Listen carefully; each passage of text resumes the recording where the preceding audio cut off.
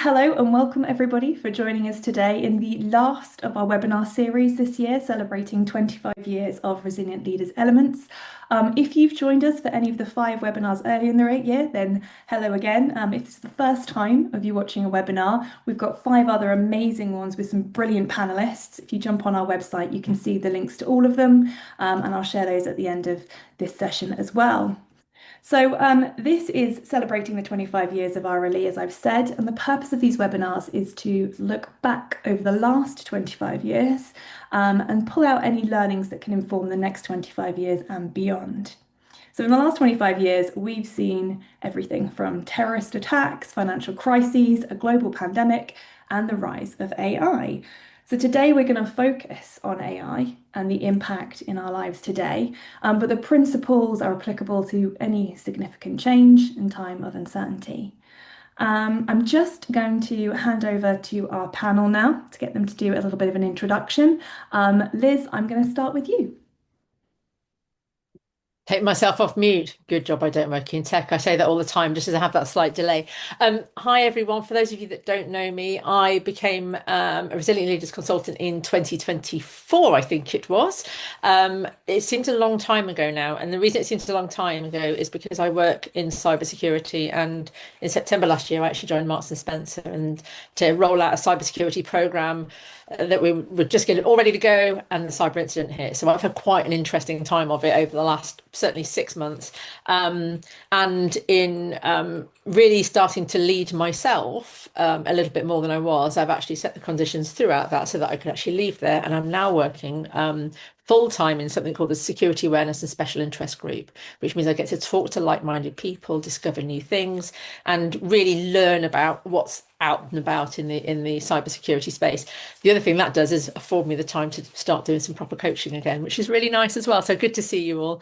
It's just really nice to be asked to come and take part in this, especially as a relatively new member of the Resilient Leaders. Thank you, Elizabeth. That's great. Over to Andrew. I do this so many times and I've never got a really good answer for it. I kind of really never know what I'm going to do when I grow up.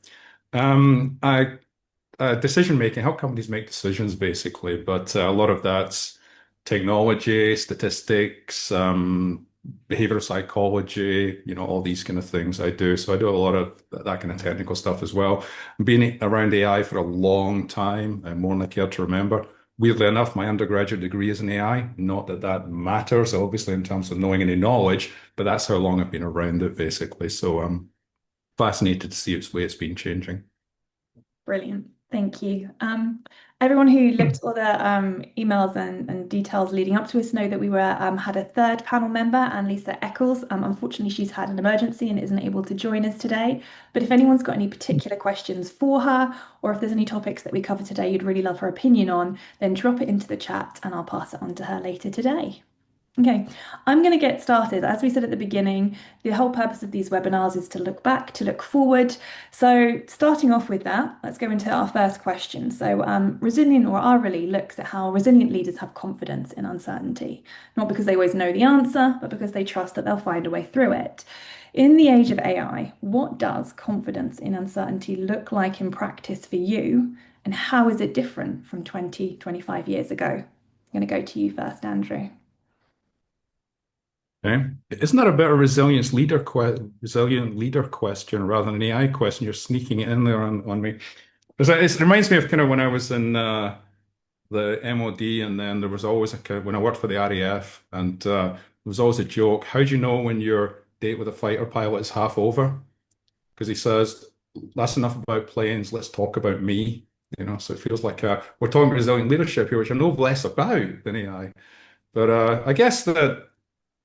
So it's like, so what uncertainty do we have in AI, I guess, would be my first thought about that. And I guess, is it really an age of AI or is it just a bubble? It's a generative AI bubble we're in.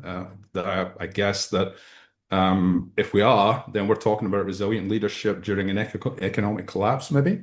And that's the uncertainty we're facing. I guess that's what I'm thinking in terms of business. We're going to have an economic change because of the amount of money that's been pumped into AI, generative AI. And unfortunately, I'm not really an economist, so I can't really offer much advice on that either. But I guess if I try and stop dodging the question for a little bit, I think that guess companies need to teach people how generative AI actually works, this particular type of AI. And they're all in this kind of one type of AI and its particular challenges with it. But they need to help people understand its limitations. And then we need to show them how to use it effectively, given those limitations, put it in limited roles maybe, and kind of like make sure that we're using it effectively and, in a controlled way. I really see generative AI as much less of a transformation than ones we've had before. I know there's a lot of kind of, oh my God, everything's changing. But if you think about the personal computer revolution, if you think about the World Wide Web, I see where we are with AI is probably less significant than those transformations. So I think, we've got history about kind of, navigating these kind of waters. And really, after 40 years of the personal computer, I still see companies that aren't using them effectively. So, there's a lot of low-hanging fruit that we can do with automation without even thinking about AI, and we're still not done that. So, I'm not convinced there's a massive amount of uncertainty apart from the economic one with where we are in AI. I think there's a question for the AI community as well, which may not be as relevant here, but for them being resilient, they put all their eggs in one basket. This type of AI called generative AI, and assuming they can just put enough compute power in it, it'll scale. And I don't think that's really going to work. The jury's still out, but my personal opinion is that's not going to work. And there are other approaches to AI, and we've just ignored them. And maybe we're wasting a lot of money by just going that path. So in terms of resilience to, this particular type of AI, I think the AI community needs to wake up and say, really, are we sure this is the thing that's going to pay all the dividends? Because I'm not convinced it is. Does that help? It does. Your It's a tough question. It's a tough question. It is. Your camera's going a little crazy there, Andrew. So while we go over to Liz, I know it's a little bit excited this morning. So while we wait for Andrew to sort that out, we'll go over to you, Liz. Thank you.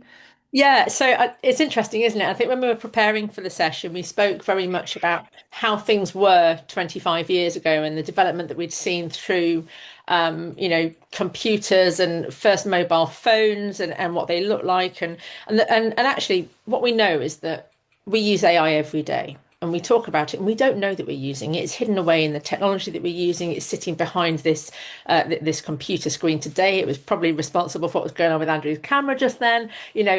So that's AI sitting in the background, shortening processes, helping things be a little bit quicker. Using a calculator was probably a little bit of AI, when the day when you were given your calculator at school and told you could start doing equations on that. It's a winner, thank you very much. It's shortened my process. I think as we move forward, there's a little bit of uncertainty into how long things like the ChatGPT elements last. And I think when people think about AI, they think about ChatGPT. I think they're thinking about these large language models even that give you an ability to copy someone, whether that be a deep fake video, a voice, or whatever. Actually, how do we have that way of working when we have uncertainty about AI? We revert to the people. Here's who I am. I look like this. This is me. Let's meet. And I spoke when I did the cybersecurity presentation for how to stay secure online and basic things that we could do. And I spoke about multi-factor authentication. And I think in the age of AI, if you're not sure that the person that you're speaking to is real, or that the person on the phone is real, or the person that's emailed you is real, you check by meeting them in person. That is the ultimate multi-factor authentication. That then takes us back to how we were doing things 25 years ago, how we were doing things pre-pandemic. So I do think there's that. How do you prove someone's who they are? And that confidence in what you do now actually requires that criticality of thought. It requires that questioning. Is this real? Is this helping me? If it's not helping you, you go back to basics. And realistically, if the electricity network goes down and or the internet goes down, or the cloud storage data center goes down, because don't forget the cloud, everybody talks about the cloud and it's all enabled by the cloud, just somebody else's computer sitting somewhere else in a large data center using an awful lot of energy. if that energy goes down, we're going to have to go back to speaking to people face to face. So, as resilient leaders and as coaches, setting things up where we know who we're talking to and speaking to people face to face actually helps us counter that the perceived negative elements of AI, because there's so much good with it. There's so much it helps us to do. You know, we were talking on the prep for this Copilot. Copilot, help me present. I had to do it was oh, a comms plan. And I just went, oh God, this is going to take me forever. Copilot, please give me a comms plan. It was great, gave me the template. I filled it in, changed it to mine and sent it off. So there's these great things it can do that would have been previously us just looking through a load of stuff. But I think that criticality of thought and making sure that we deal with people as people is still really important as we move forward into this world of this new world order that we think where AI is, and whether it does continue or whether it actually gets overtaken by something else. Oh, that's brilliant. And I love that phrase you just used, the criticality of thought. It's really, really key, I think. And leads us really neatly into our next question, which is around ethics. So if you could go into organizations, go into the world at large, what would be the core principles that you would write to help guide how AI is designed and used in organizations? And what would you insist on first? And we'll stay with Liz for this one. Okay, it's yeah, it's a tricky one, isn't it? I want parameters and guardrails. I want what people are going to use it for, and what they're not going to use it for. And these things are actually no different to the guardrails you would have in place for looking after organizational information back in the day. Put it in your filing cabinet, you lock the drawer, you make sure that's in a closed room, and that only set people have access. Those are the first things I'd put in place are classifying documents, hiding them away so that only the people that are allowed to know them can see them. And then you have that ability to control what's able to be seen in the large language model that the organization is using. And this, when we look at it, a paid for large language model, always so much better. So if we're looking at Copilot, a large language model is one of these things where you can ask it to do stuff for you and it, go, hey, AI, tell me how to do whatever you like, or you ask it a big question. If you search in an organization for information using the AI based thing, it will search everything it can get access to. So you have to start segmenting.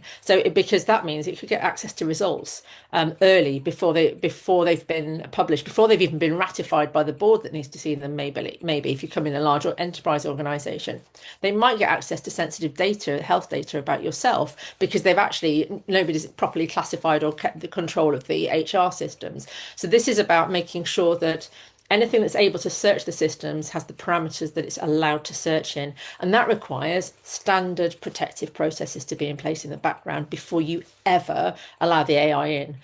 That quite often is done back to front because it comes as part of a package. If you install Microsoft, you've got Copilot right there. If you haven't got a data classification system to protect your data, it will just search everything and you can go, hey, tell me about this person, and it will give you everything they can see, everything that it can see on them, and really delve into some quite sensitive stuff. I did that. I was quite surprised by how much I could find out, including passwords of other people's logins. So I think parameters are very definitely the great thing. Set in line, data classification. These are no different to the things that we did I would say in real life. We used to lock the door and have the safe and have the key sign in. We're just having to transfer those to an electronic capability. So that answers that question. No, it's brilliant, brilliant. Thank you. And Andrew, in your experience, what would you set as the parameters and guidelines that you'd advise organizations to take on board? Oh, Andrew, you're muted. Excellent point. I think the problem is we don't know what these LLMs do. We don't know what they're going to do. And given we don't know that, it's a huge risk deploying them in any kind of way. So I think my guiding principle is I'd ask that AI is only used with expert supervision, which kind of like reduces the utility of it a little bit, because you've got to be an expert to use the AI in the subject that you're using it for. But I think that's the reality of where we are, and seeing these things as they can take control of something we don't understand it is incredibly dangerous. So that'd be my overarching principle. Don't use it unless you're an expert in what you're using it for. Brilliant. So go to your experts, set up good guiding principles. Excellent. So moving on, we're looking at resilient decision making, all about how you make good choices under pressure. I think the positives of AI. So where do you genuinely see AI strengthening decision making, and where do you see human judgment and human voice still being absolutely crucial? And we'll stay with you, Andrew. Yeah, I mean, so decision making is kind of my business, and I often get a lot of people saying to me things like, "Can we use AI to do our strategy and the generative AI to do our strategy?" And the answer is no, because your strategy is something that's unique. It's something that is a future that hasn't been seen yet, and large language models are historical, basically, they're derivative. So I think, but where we can use it is in routine decision making. It's able to make routine decision more effective, more efficient. And in some domains, such as medicine, then more efficient can lead to more effective, right? So, faster decisions actually kind of like, can be more effective in a medical situation. In a warfare situation, fast decision making can actually, benefit you. So things like that. Cybersecurity, faster you are, the more effective you can be sometimes, et cetera, et cetera. But it's that routine decision making. It's not things that require true innovation or that are intrinsically human, for example. So if you require true innovation, LLM's really not going to do it for you. Some things that are intrinsically human, like you know, judging people, and if you think about ethics, we can't agree on simple ethical problems like the trolley problem from philosophy. So, how are we going to actually delegate that to an AI if we can't agree on it? That's quite a tough thing. But some people say it's scary to think of an AI doctor. But with there, I say, well, we don't actually have enough doctors. So it's not a case of should you have a doctor or should you have an AI being your doctor? It's do you want nothing or an AI doctor? And in that case, maybe you think you want an AI doctor, right, rather than nothing. So we've also got to look at the resources available to us as well. So although I say don't use it unless you're an expert, what if we don't have enough experts? Is it better than nothing? In some cases, possibly. But I prefer not to delegate things to an AI that require true innovation or that require intrinsically human decisions, like putting a price on a life, for example. That's a tough thing. And it's not a thing for AI, probably. Brilliant. Over to you, Liz. So looking at the strengths and benefits of AI versus where human judgment is still in key. Yeah, so I think that the whole point about AI is that it was developed as this great thing to support people. It wasn't, it shouldn't be used to take over what we do, but actually those systems support the people to make decisions by giving us the information that we need at the time that we need it. That shouldn't take over that decision making, which supports exactly what Andrew said there. And I think it's really key that using AI, we can measure impact of things. We can find out what we're doing, how far we're getting across an organization. By using AI effectively within what we do, if you think about the resilient leaders elements, and when we go in and we do all of our questionnaires and everything else, that facilitated by AI could be amazing, could personalize it really beautifully, really personalize it in the future. It's already really good. We can make it even better, which then comes back to here's what went well, even better if, you start to be able to have those conversations about it. But very much here around the systems allowing us to be supported, but not allowing our decision making to go. And that we have to be really careful with that. I think when we look at things like AI doctors, for me, there's a real problem there because actually the people want to speak to people. I got help. I was holding on. I was looking at the Zoe Institute. Zoe did all the stuff during COVID, and they've now monetized what they do, and they monetize it to a point that's actually really quite expensive. And I made a suggestion that if they put it monthly, and to use the app monthly, then I'd probably use it because I am massively interested in where the data goes and what it looks like. And I really like health data because I'm really interested in the effect that food has on your mental health and having the right nutrients that can have such an amazing effect on your mental health, your well-being, and obviously your physical health as well. And I really like that. And I pinged them a message to suggest that if they could just do it as a monthly subscription, they would get more people. And I got a response from an AI bot. And my response to that, was to unsubscribe from everything, because I want to know that I'm getting to a person ultimately. And I think that quite a lot of us are like that. I think there's a generation that isn't. I think we have a generation where we need to help them get to that. But I want to be able to have that people to people impact. And I think that we have that ability as coaches and leadership development professionals to really allow people to get out of their computer space, come and have a chat with a real person, corral their thoughts into something that's really useful so they know who they are away from it. That means that when they go to the what do they do and they go back into the world of work, they can really set the parameters and start using AI as an effective tool rather than being used by it and letting it run away with them to the extent that they're never off the clock. So I think that's how we can use it more effectively.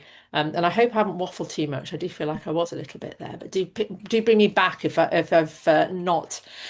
I'm just not quite hitting the mark. I'm very happy to be brought back and smashed into a different direction. No, actually, that was really, really, really interesting, and actually touches on another subject that we spoke about previously, which is about AI and automation, and how it drives how we work, and what do we risk losing in terms of human capability, culture, trust, both in the teams that we work in and in wider society. And I'll stay with you, Liz.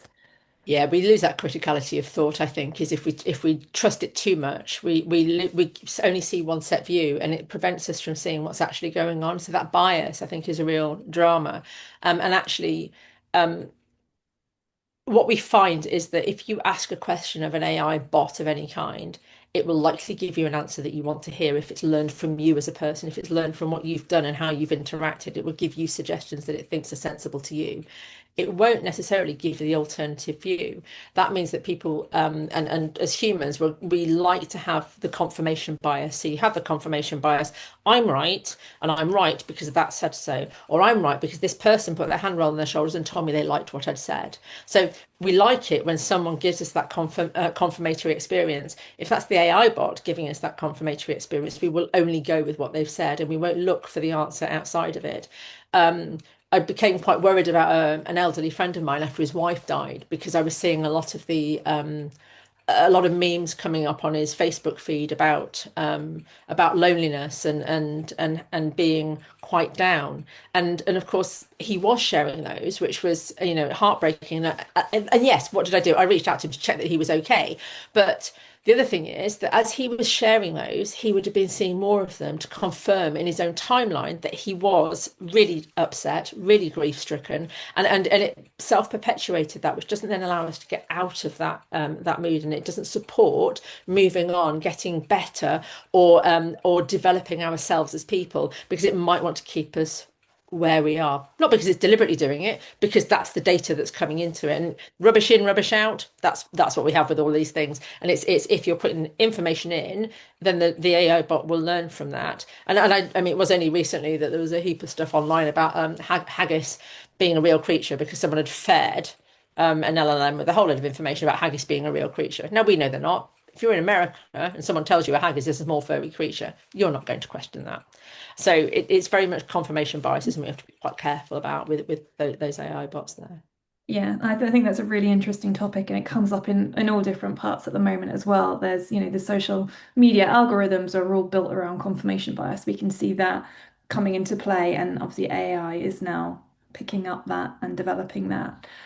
So over to you, Andrew. So we were looking at kind of the risks of AI in kind of whether it will can actually what we're going to lose in terms of human capability, culture, and trust in the people that we're working with.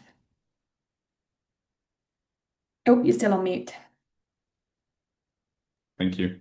I think I agree with a lot of what Liz and you have been saying about this. I mean, so you touched on social media there, and social media and AI are kind of part of the same problem here in that we're just losing the ability to critique our own thinking, obviously, but also to reason as well now that AI has been thrown into it. So we no longer have challenges to our thinking and then when we get AI in, we'll just stop thinking about the process and thinking about how to think rationally. I think rational thinking has gone out the window, and there's all sorts of skills that we need to find again to be able to critique things and reason from first principles and get to a sensible answer rather than just find the same crazy people that agree with us online. And, we're all a bit crazy and kind of like we can find people who are crazy in the same direction as us. That's quite bad. Before social media, you had to talk to people in your own town and they weren't all crazy in the way you were. They were probably all crazy, but not in the way you were. So you didn't get that kind of correlation.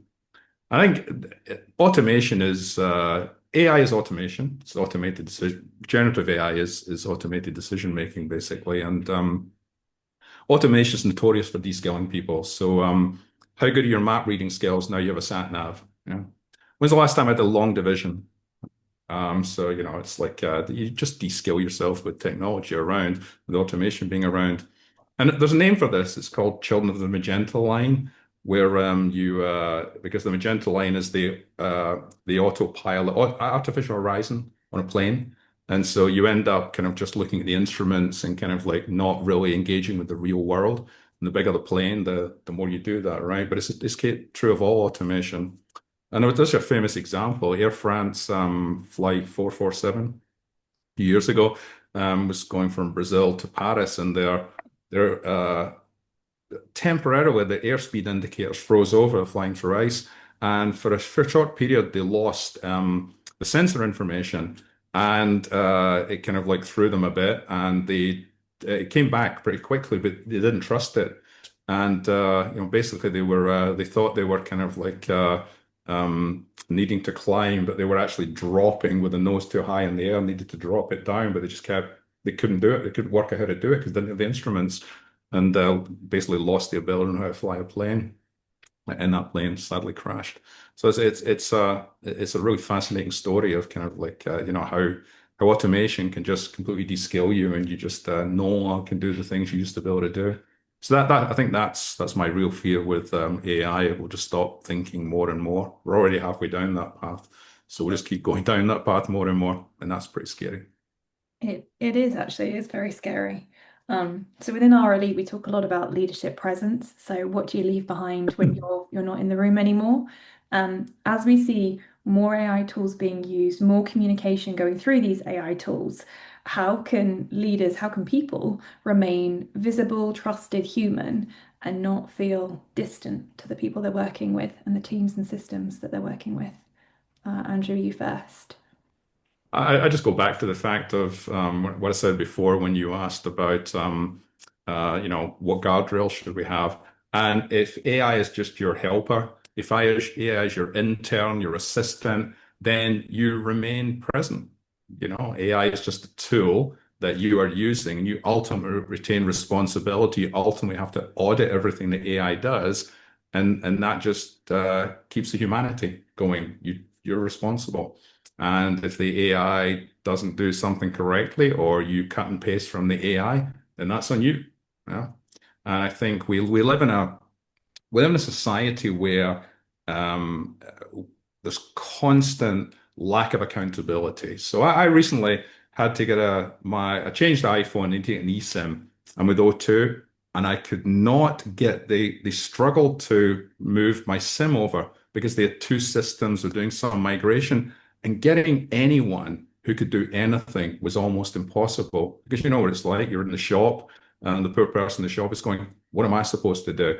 And it's like, nothing, I guess. But what am I supposed to do as the customer? Nothing, I guess. Absolutely no accountability anywhere. And it's the same. If we get that with AI, we can just continue to decrease the accountability that's actually causing problems in society anyway, because then it'll be like, well, that's what the AI said to do. How can I possibly know what the AI is going to do? Not my problem. And it needs to remain your problem. Yeah. So. Liz, over to you. So talking about kind of leadership presence, the presence leaders have and how they remain visible and trusted in this age of AI. I think you have to have interpersonal relationships. I think we can't get away from that.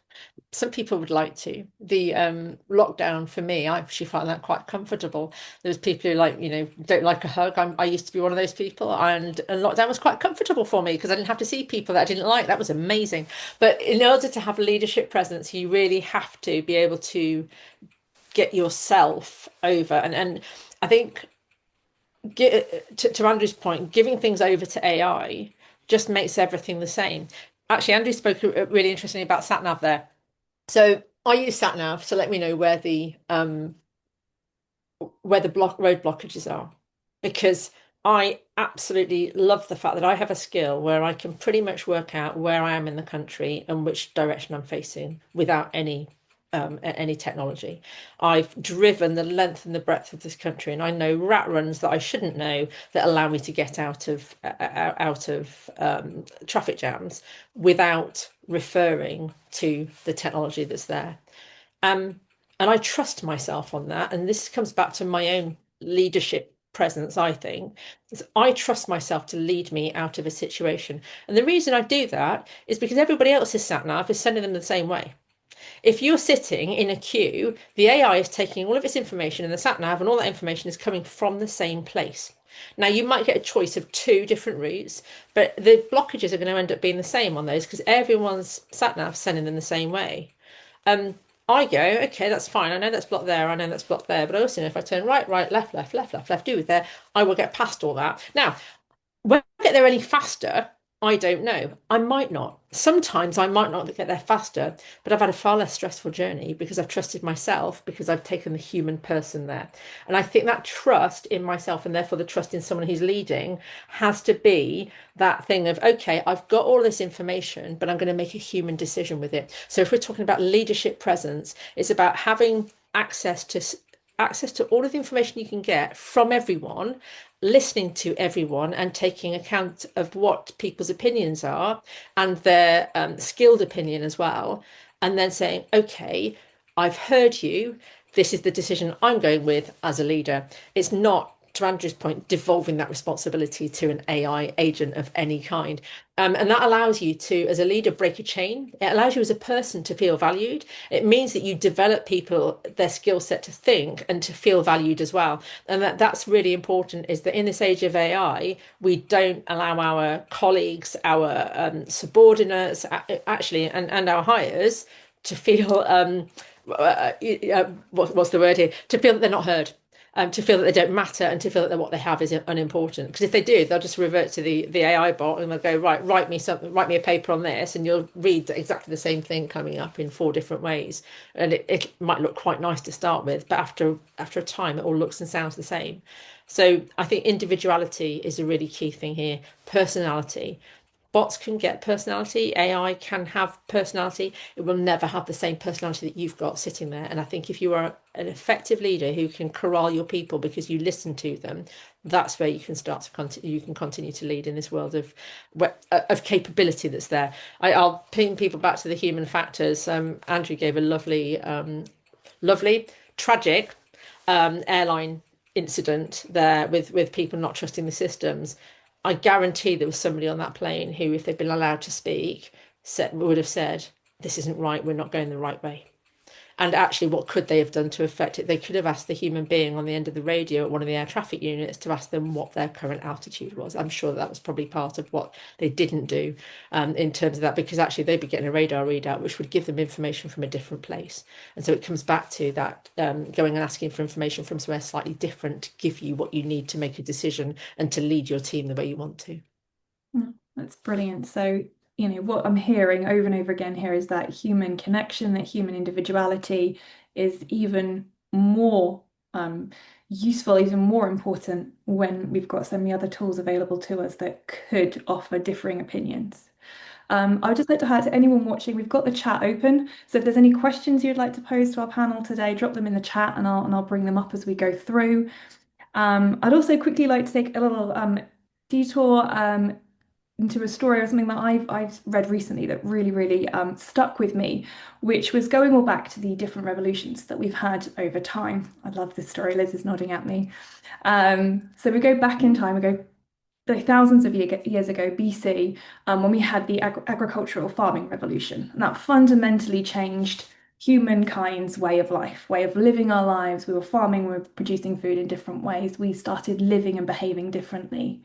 Then it took, many thousands of years. The next big revolution that we had, that we saw, was the scientific industrial revolution around the 16, 17, 1800s. And that again introduced a completely new way of living and fundamentally changed how the human race lived. then come forward only 200 years now, and we had the technological revolution. So everyone remembered computers around the 90s. Now we've only jumped a few couple of decades ahead, and we're hitting the next revolution, the AI revolution. So a lot of us living today will be the first generation in history to live through two such revolutions that could fundamentally shift how we live and how we operate. Love that story. I think it's really, really, really interesting. And what really jumps out to me is this pace of change.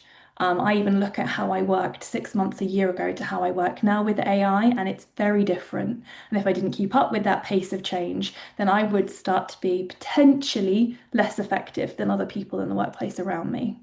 So staying with you, Liz, with this pace of change, with AI, not only AI, but potentially more revolutions coming quicker and faster, what are the biggest barriers in large organizations, in small organizations, in the way that we live that will affect us adopting this pace of change with AI as the current example?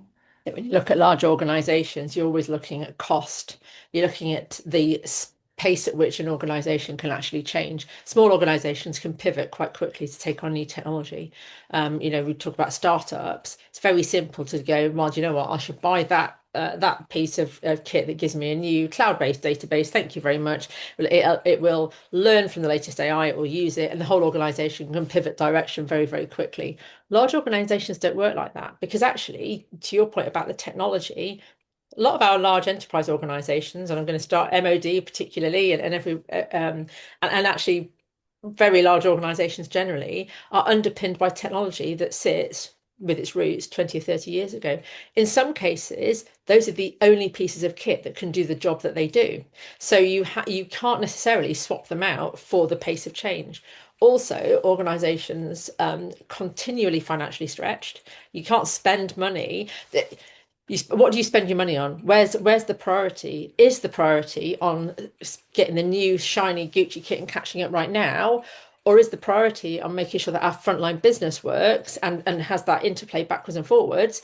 Does it need the new stuff now, or is what we've got fine? And how far behind are we already? Technology, if we spend the money on it, will subsume a company's profits, and they still have to pay out to shareholders and stakeholders in it. So I think it's really difficult for organizations to necessarily keep up with what they need there, with the pace that AI develops. It's about picking what it is that you need and making sure that what you've got underneath it can support it. I think it's not something that we'll see getting adopted as fast as they might.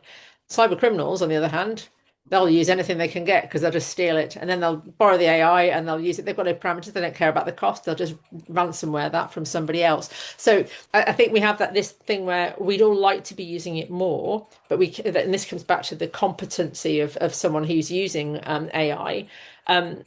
It's working out what you use it for in an organization, and where it is, and who's brought it in, and the stuff that you get for free as part of a package of something. To work that really effectively, it's probably going to need to be integrated across a whole organization. That costs money, it costs time, and it takes people. It takes a skill set to be able to do it. So, I think in terms of whether people can keep pace with that change, that's a pretty tricky one in a large organization. Smaller, it's a lot easier to do. I'm just going to ever so slightly drop off topic, but you were talking about the various revolutions, and I was thinking about the interplay of AI modeling. When you ask AI something really specific, it will give you a really specific answer. So we sit and we get all this environmental modeling data, and you'll say, right, we're going to build these houses that will have this impact on this area, but then only ask about the impact that those houses are having and get the modeling from that. You won't then. We had a lot of flood. It was the flooding just recently, and in fact yesterday.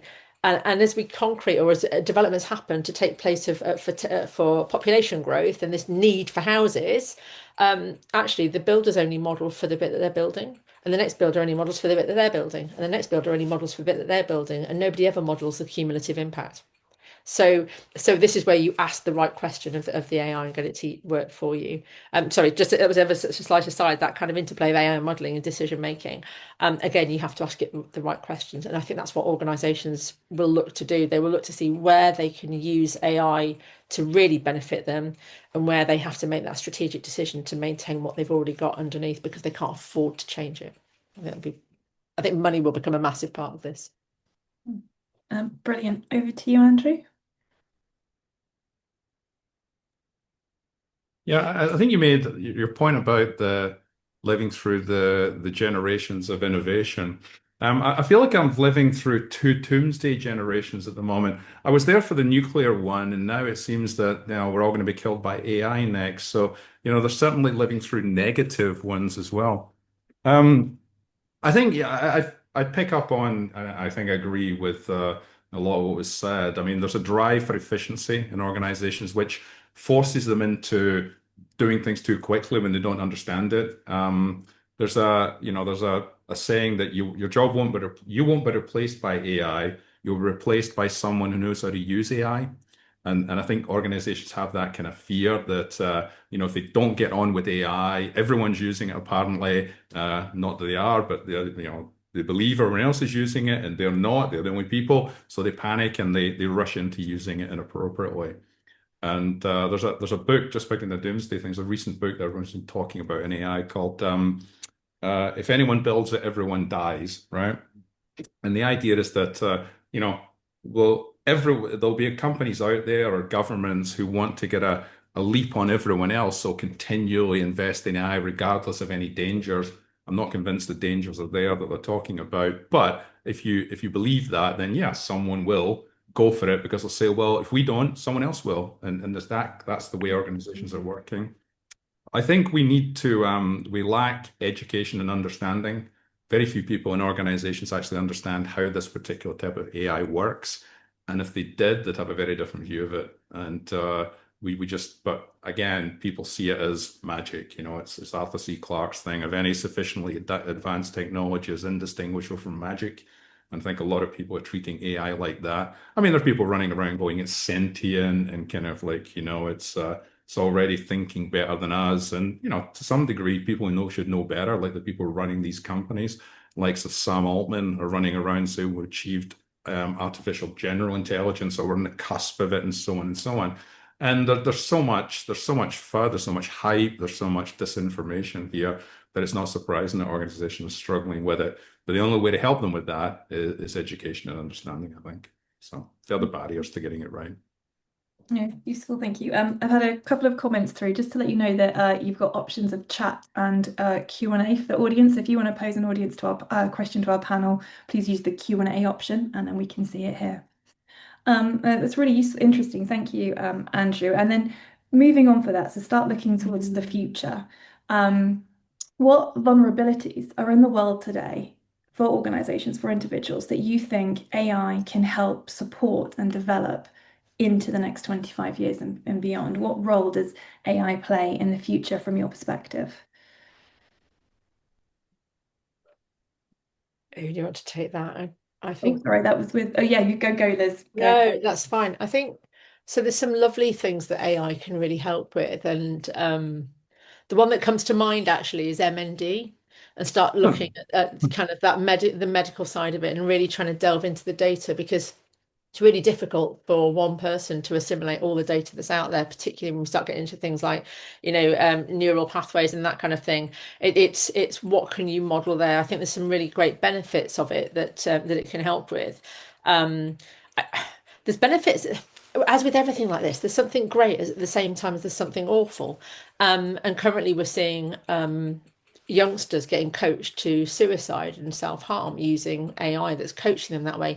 Actually, if we can reverse that and coach the other way and coach people to get out and about and then come back and say, hey, I went and did this, there's that ability to really get people out and about into society. I also know that one of the great benefits that people are seeing in Alzheimer's patients is that they're giving them an AI friend who is very much like a family member who puts them back into the space where they're settled. Now, what wouldn't it be great to cure Alzheimer's, cure the dementia in the first place? And we know that being in touch with people really helps that. So what if that AI development actually slows down that progression of the disease because they've got the person there? So what you need is for that bot to not learn from them, but to help it interact without taking the information from that person, because you then get the bias. But there's some really lovely ways that AI can be used to really help with the social aspect. But it comes back down to having to have the people input to start with. So I think that would be a couple of really nice ways of using it.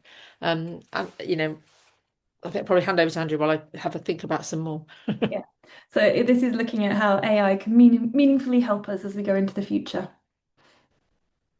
Yeah, I mean, I think 25 years is a long time, and especially for AI where it is at the moment. I mean, automation, we haven't got the best out of the current generation of AI, right?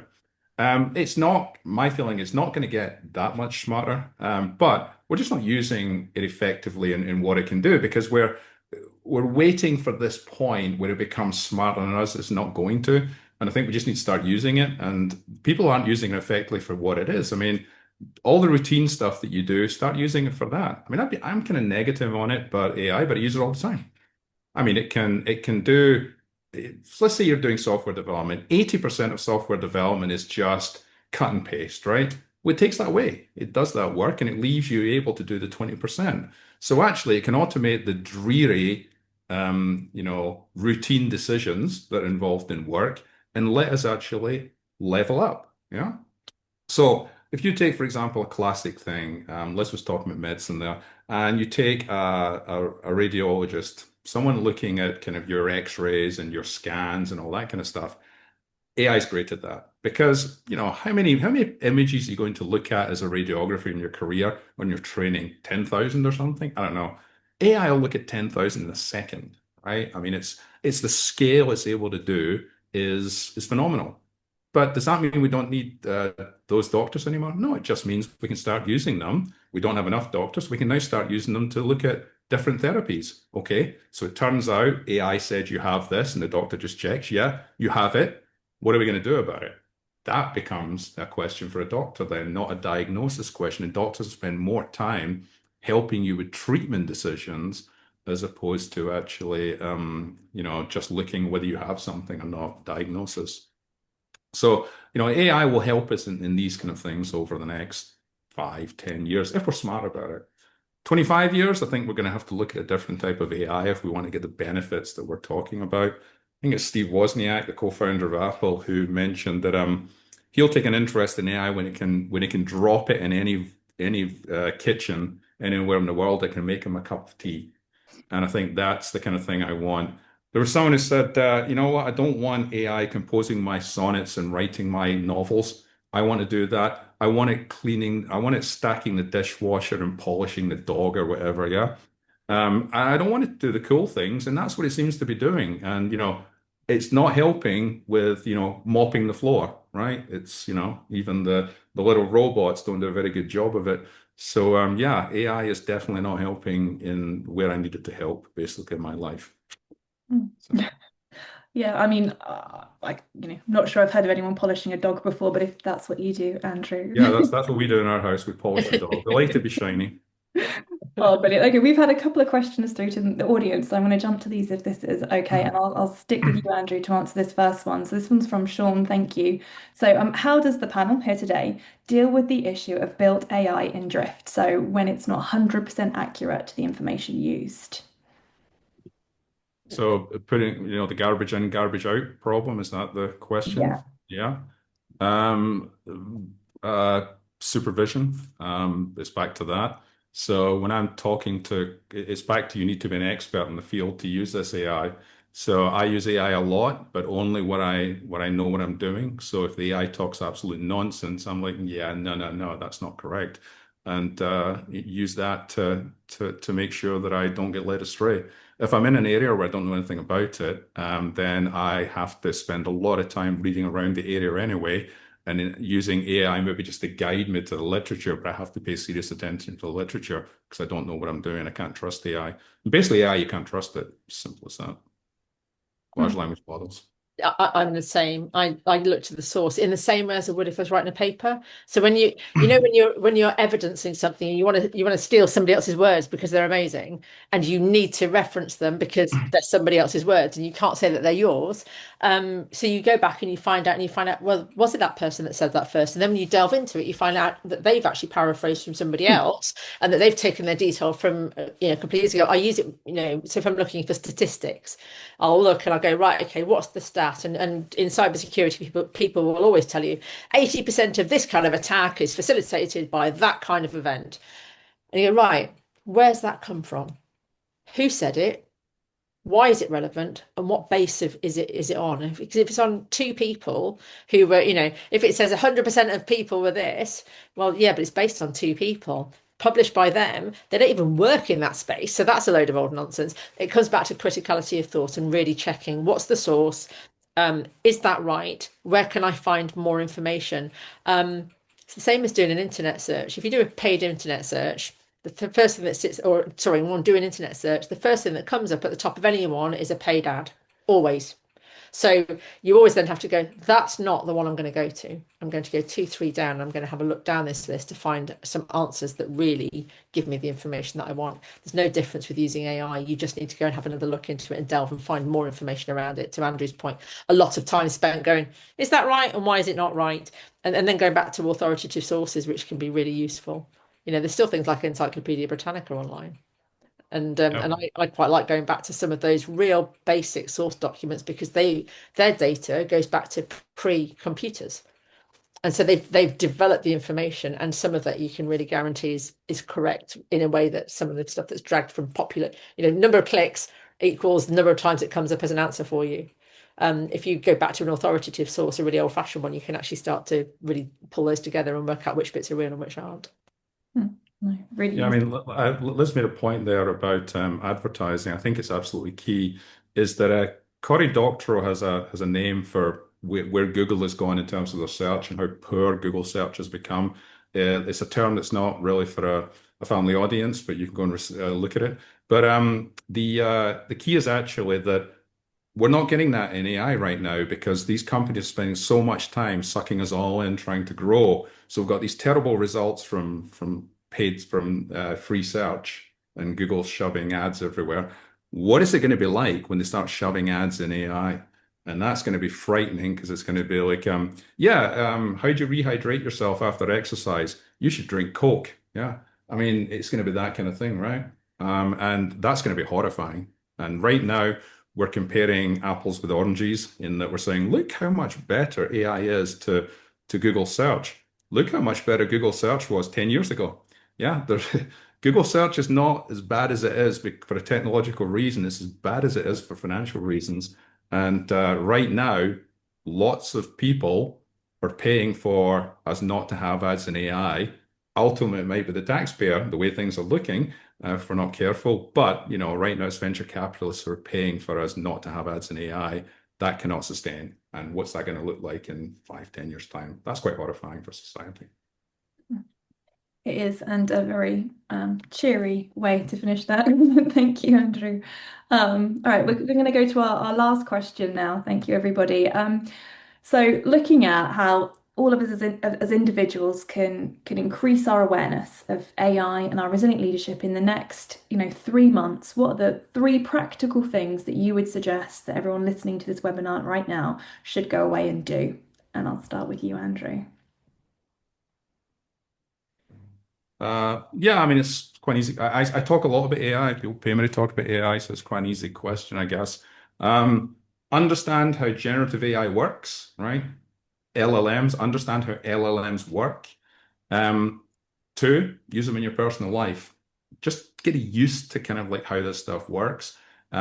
Just start to try and use it to help solve problems. And 3rd, look for quick wins in your day job. That's how I would move forward. Brilliant. Thank you. And you, Liz? I think maintaining criticality of thought is so important. As resilient leaders, we look at leading ourselves. I think in the world of AI, we have to continue to lead ourselves and not to abdicate that responsibility to a piece of technology. We use it in a way that helps us, not in a way that takes over our thought processes. So I really think that that's key. I think when we use it, we trust ourselves that we know what we're doing. So that comes back to definitely learning more about it and where it fits and sits, and knowing that it's not all bad, but it's also not all good. This is not the panacea to all decision making. So I think that that's really key.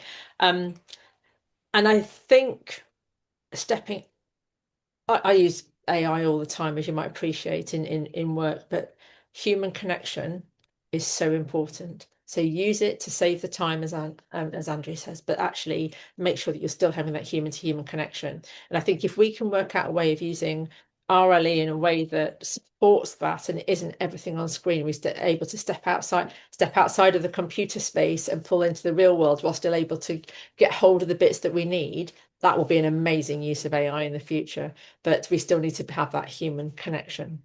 Get outside and have a look around you and then come back in and check what the plants are that you've seen. It's that kind of thing. I think we can use it in a really lovely way to do that. No, that's fantastic. Thank you, Liz. Thank you, Andrew. We've had obviously a comment come through as well from people watching who've talked a lot about how the systems must serve people and not the other way around, how that really ties into RLE environmental statement about using the organizational systems in which I'm operating. And that I think we've heard as a thread throughout everything. You know, AI has risks, it has opportunities, but that human element, our human critical thinking, our human interactions with each other are going to continue to remain absolutely critical and possibly even more critical given the pace of change and what's happening in the world today. That's fantastic. Thank you. I'm just going to quickly share my screen here. So like I said, this is the last webinar in a series of 6 that we've had over the course of this year. If you want to go back and watch any of the previous ones, we've had some stonkingly good ones, I have to say. Every time I watch one, I go, this is my favorite. And then I watch another one, I go, no, this is my favorite. And now I can't pick. They're all really, really useful. So I definitely recommend spending your Christmas holidays having a little bit of watch of those.